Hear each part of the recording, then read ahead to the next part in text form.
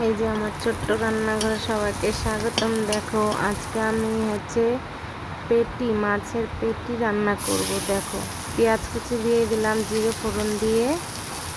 আবার দেখো এখন বাইরে বৃষ্টি হচ্ছে মুষলধারে, সেই সুন্দর বৃষ্টি হচ্ছে।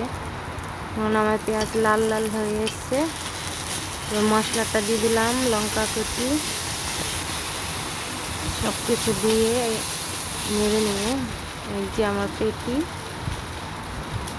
খেয়ে দেখবো বন্ধুরা, রান্না করে অনেক সুস্বাদু খেতে। এই যে দিয়ে দিলাম, এবার ভাজা ভাজা করে নেব একটু, তারপরে জল দিয়ে দেব।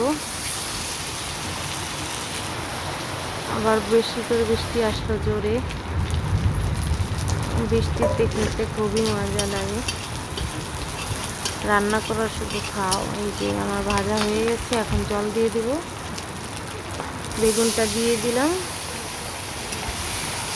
এবার জল দিয়ে নাড়াচাড়া দিয়ে একটু ফুটিয়ে নিলাম।